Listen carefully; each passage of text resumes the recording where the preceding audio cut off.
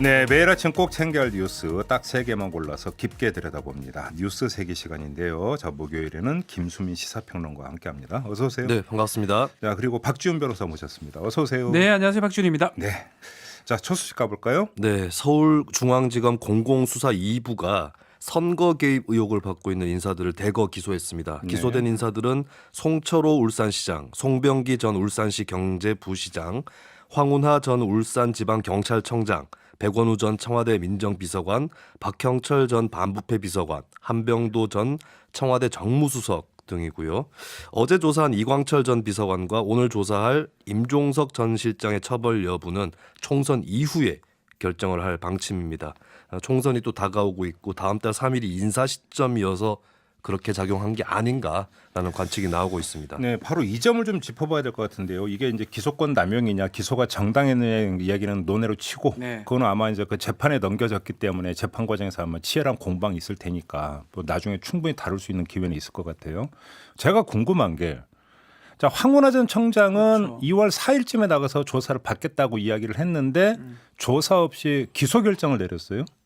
그런데 어제 조사를 받은 이광철 민정비서관하고 오늘 조사 예정인 임종석 전 비서실장은 아무튼 그러니까 오늘까지는 조사가 끝나는 건데도 기소 대상에서 뺐어요. 이걸 어떻게 교통정리해서 이해를 해야 일단 되는 검찰 거예요? 설명은 뭐 이런 걸로 보입니다. 황운하 청장 전 청장은 지금 출마 예정자고요. 4.15에 네. 지금 임종석이나 이광철 비서관과 전 비서관 같은 경우는 출마하고 관계가 없습니다. 네. 그렇기 때문에 최대한 빨리 음흠. 기소를 한 것이라고 설명한 것으로 보이는데 황운하 전 청장의 경우에는 예, 좀 납득하기는 좀 어려워요. 아니 임종석 전 실장 같은 할 경우는 수도 있죠.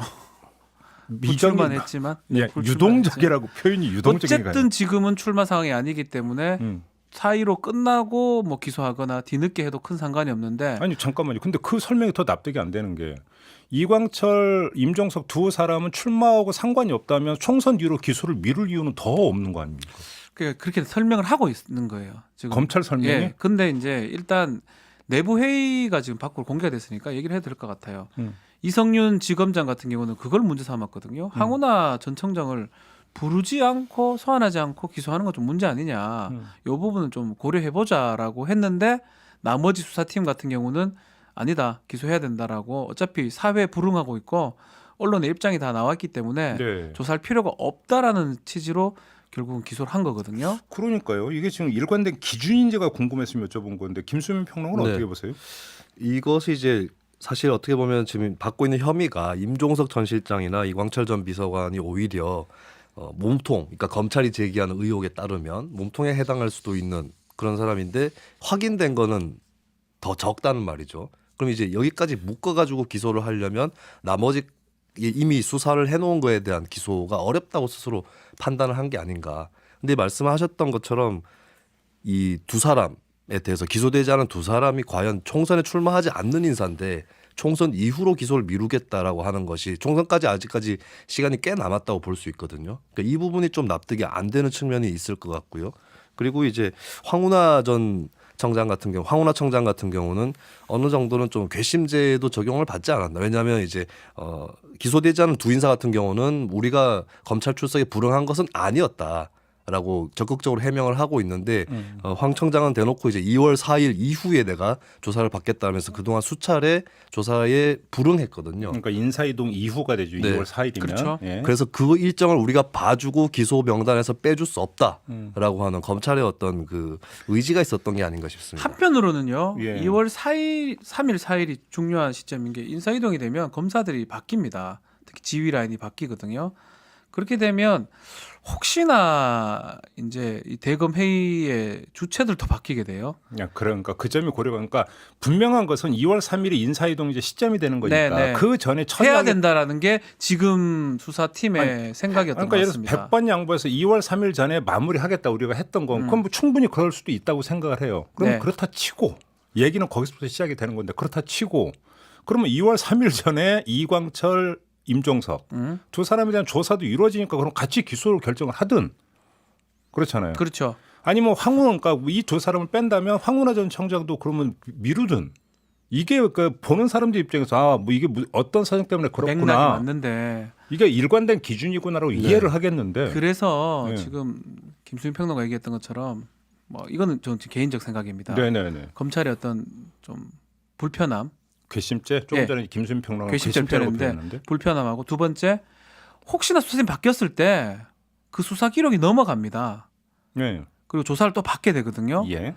그럼 기소를 못하는 상황도 고려할 수가 있어요. 그런 것까지 생각한 게 아닌가 저는 좀 생각이 들어요. 그래요? 지금 수사팀이 강력한 입장이었다. 예.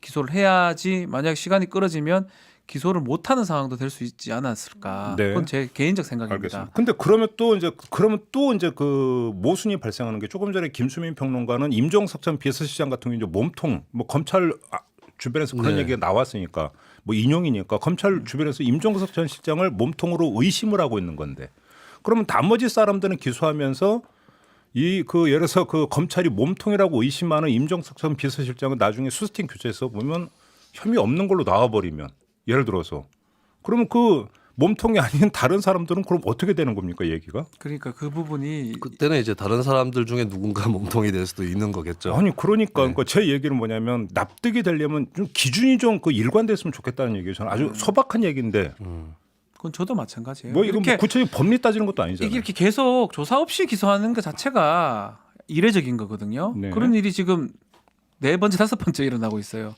제가 변호사 활동하면서 검찰이 조사 없이 기소하는 경우를 잘 본 적이 없어요. 경찰 통치 사건 말고. 네. 지금 보면 정경심, 최강욱, 항우나 3번째죠. 예. 국회의원 패스트트랙은 뺀다 손 치더라도 예. 굵직굵직한 사건에서 이렇게 조사 없이 기소하는 경우가 너무 일반화되어 있는 것 같아서 그 부분은 좀 이해하기 어렵습니다. 만약에 그 일반인이 당신 피의자로 나와서 조사를 받으라 했는데 뭉갰다. 영장칩니다. 그럼 체포영장 치죠. 당연하죠.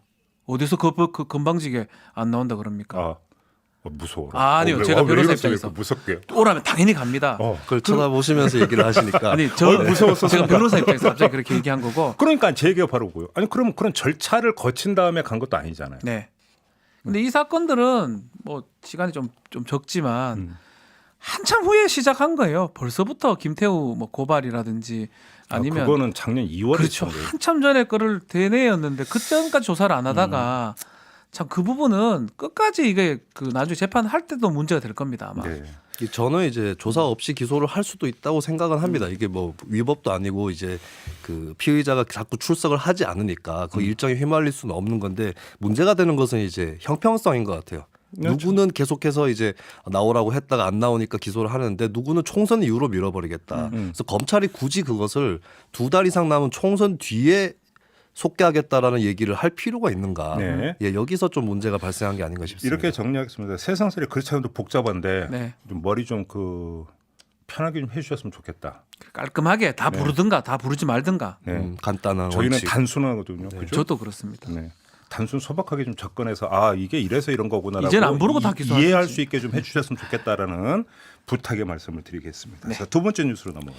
네, 신종 코로나 바이러스로 온 나라가 비상인데요. 안병용 의정부 시장이 26일 호주로 국외 연수를 떠나서 논란이 되고 있습니다. 의정부에서도 중국 국적의 4살 어린이가 감염 의심 환자로 격리가 됐다가 뭐 어떻게 음성 판정을 받기는 했는데 비상 상황인 거는 맞는 거죠. 네. 근데 이제 안 시장은 31일 오후에 귀국을 할 예정이고요. 현재는 부 시장이 대책 회의들을 주재를 하고 있습니다. 왜 갔대요, 도대체? 이것이 이제 그 연수 국외 연수인데 네. 신곡동이라는 이제 의정부 지역 일대에 국제 테니스장을 조성할 계획이 있거든요. 네. 예, 근데 이것을 위해서 연수를 갔다라고 얘기를 하고 있어요. 호주 오픈 테니스 대회 유명한 그렇습니다. 그거 연관이 되는 예, 건가요? 테니스 경기 관람 일정이 들어가 네, 있고요. 내용이 그리고 이제 중요해요. 시설을 그러니까. 돌아다니면서 보는 예, 그런 일정의 줄을 이루고 있고 예. 여긴 또 이제 그레이트 오션 로드라고 해서 기암 절벽으로 유명한 그 길을 또 견학하는 관광성 일정도 포함이 돼 있습니다. 이게 문제인 거죠. 그거하고 테니스장하고 무슨 상관이 있어요? 기암절벽하고. 결국 외유성인 거예요. 그 경기를 그 봐야 됩니까? 봐야 뭐 잘 짓습니까? 그게 이제 문제를 삼는 거예요. 네. 만약 정말로 필요한 일이라면 가야죠. 부시장 있잖아요, 체계가.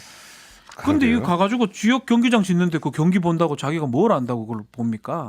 그거는 비판의 여지가 있을 수밖에 없는 거거든요. 다른 때도 아니고. 지금 상황에서. 그렇죠. 이게 이제 그 경보 단계가 주위에서 이제 경계로 한 단계 올라가기 바로 전날이라는 거잖아요. 그렇죠. 출국 당일이. 네. 근데 예를 들어서 먼저 출국 시점에서는 이런 게 없었다라고 한다면 이해를 할 수 있겠는데 네. 이미 그때도 주의 단계에서는 어떤 계속 빨간불이 들어와 있던 상황인데 분명히 취소 가능성도 있고 취소해야 되는 부분이고 그러고 정말 필요한 부분은 아니거든요. 그래 네. 따져보면 이렇게 결정할 수 아쉬움이 많죠. 이게 특이한 게 언론 보도를 보면은 안병용 이렇게 검색을 해보면 마치 의정부에 있는 것처럼 인식이 되는 아하. 그런 보도들도 뜹니다. 그러니까 바로 어제죠. 1,200억 원 예산을 의정부시가 들여서 일자리 대책 핵심 전략을 세우고 있다.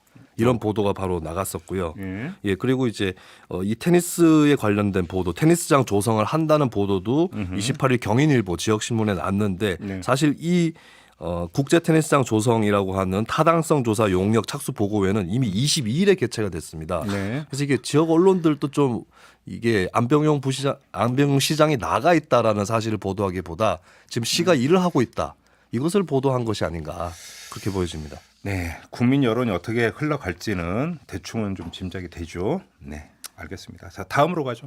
네, 미국이 주한미군 방위비 분담금 협상에서 무급 휴직 카드를 꺼내 들었습니다. 오는 4월 1일부터 한국인 직원 무급 휴직이 시행될 수 있다. 이렇게 어제 통보를 했는데요. 네. 미국 법상으로 무급 휴직 통보가 2개월 전에 해야 되는 그런 조항이 있기 때문에 거기에 따른 건데 네. 예, 지금까지 한국인 직원들에 대해서 인건비를 방위비 분담금의 75%를 이제 방위비 분담금에서 75%를 대왔고 미국 정부 예산에서 25%를 지급을 해왔거든요. 해왔는데 예, 4분의 1이니까 1월부터 3월까지 인건비에 해당하고 그러니까 4월부터 방위비 분담금 협상이 체결이 되지 않으면 인건비 지급을 못한다라고 미국이 선언을 한 겁니다. 분담금 협상이 타결이 안 되고 한국이 돈을 안 주니까 네. 우리도 어쩔 수 없고 무급 휴직 들어간다. 이거잖아요. 간단히 이야기를 그렇습니다. 하면. 제가 제 기억에 맞다면 이건 처음 있는 일이 아니에요. 말이 그 안 전에도 되는데. 방위비 분담금 협상이 길어질 때 똑같은 일이 있었던 걸로 알고 있는데 그렇죠. 네. 한마디로 얘기를 하면 한국인 직원들을 뭘로 삼는다? 볼모 삼는다. 그렇죠. 이렇게 원래 봐야 되는 거 맞죠? 있는 돈으로 좀 주는 건데 이걸로 방위비 분담금하고 관계가 없는 부분인데 얘기한다는 게 연방 정부 셧다운하고 비슷한 것 같아요. 아니 근데 미국 법에 따라서 2개월 통보 조항이 있어서 미국 법에 따라서 통보한다면서요. 네. 근데 법은 왜 미국 법 따르는데? 네. 그럼 일단 미국 돈으로 주면 안 되나요? 미국 돈으로는 이제 1월부터 3월까지만 주겠다. 아니 이렇게- 왜냐하면 지금 보도 나오는데 방위비 분담금 그 통장에 쟁여놓은 돈이 엄청나게 그러니까 많다는 그 것도 쓰면 있었잖아요. 된다니까요. 네. 근데 쓰면 그걸 쓰지 않는 게 또 현재 방위비 분담금 협상 그러니까 체계에 이거 해당하는 뭐 거죠. 국가 간에 뭐가 정확한 어떤 얘기가 아니고 협박 비슷해요 그냥. 볼모 삼는 거죠. 네, 협박입니다. 압박하는 거죠. 뭐 그렇게밖에 볼 수 없는 건데. 올려라. 그럼에도 분담금. 불구하고 이제 주한미군 노조 이제 그 직원 노조에서는 네, 우리는 그래도 계속 출근하겠다. 출근하겠다. 이런 입장을 무급이라도. 이미, 네, 예. 밝혔습니다. 아무튼 그럼에도 불구하고 우리 정부가 이것 때문에 그러니까 기조가 흔들리면 안 됩니다. 아유, 협상 이거는 기조가 뭐, 흔들리면 예. 절대 안 되는 거죠. 네. 맞습니다. 알겠습니다. 오늘은 좀 중국 현지를 연결을 해야 되는 상황이 좀 발생을 해서요. 네. 뉴스 얘기 좀 빨리 끝내도록 하겠습니다. 두 분 고맙습니다. 감사합니다. 네.